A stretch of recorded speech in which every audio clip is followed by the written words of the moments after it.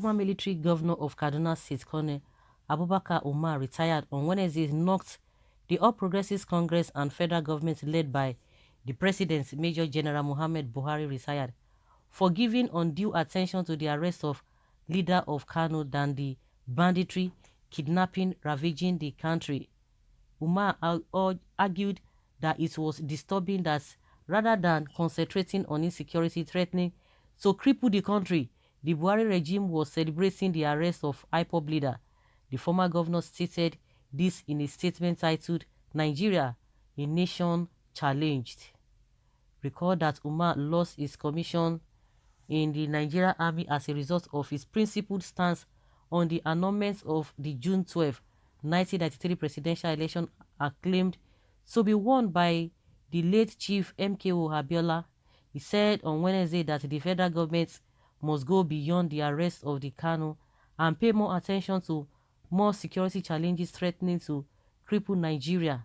Umar argued that for the average northerners living in the north, west and northeast who had been affected by the activities of banditry, kidnapping and insurgency, the arrest of KANU had no consequence since it does nothing to ameliorate his harsh and brutal condition. He said the rearrest of the IPOB leader NNAMDI KANU elicited congratulatory message to the federal government, which appears overwhelmed by the intractable security challenges and in their need of any redeeming acts.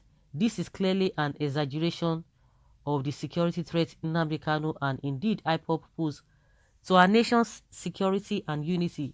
It is quite strange and disturbing that the federal government is paying undue attention to the threats of separatist movements in contrast to the more daunting ones posed by bandits, kidnappers and insurgents in the north, northwest, some parts of north central and northeast.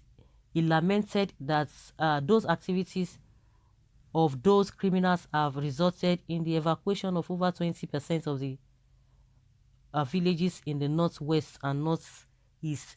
Hundreds are being murdered and maimed every week. Many more are kidnapped for ransoms.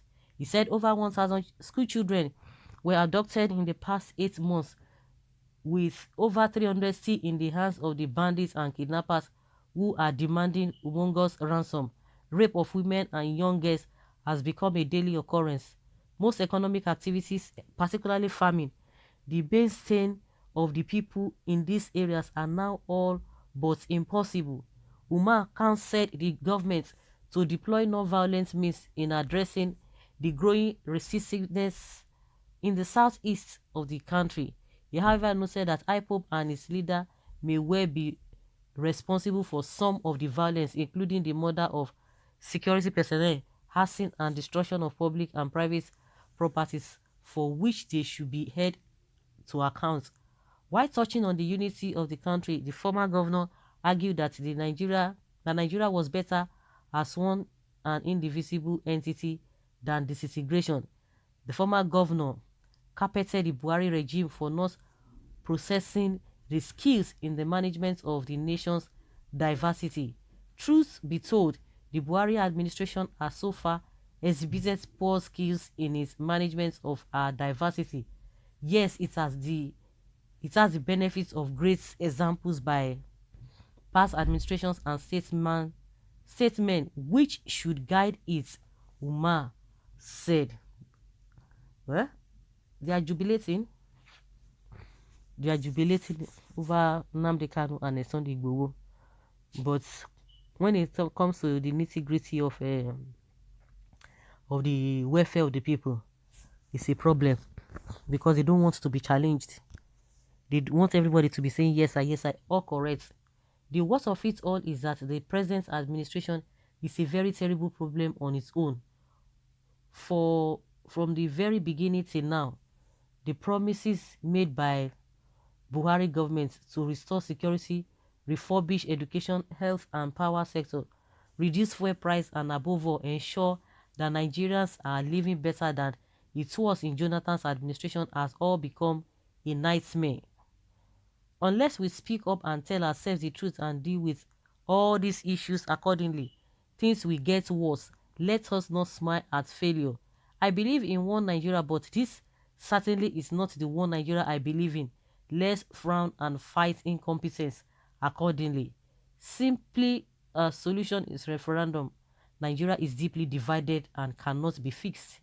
There's no exaggeration in the fact that NNAMDI KANU is a credible threat to the corrupt empire we know as Nigeria. He has sworn to collapse it, and the last time I checked, the plan is 65% complete. Join the page, okay? Louder, please. Right on, sir, and God bless you for the honesty. Honestly, the world is watching Buhari and his terrorist government over NNAMDI KANU's case. I remember this man, Colonel Abubakar Umar Dangiwa, one interview he granted during Abacha era Vagabonds in Power, one of the truthful person from the north, a man of integrity will keep you, God will keep you.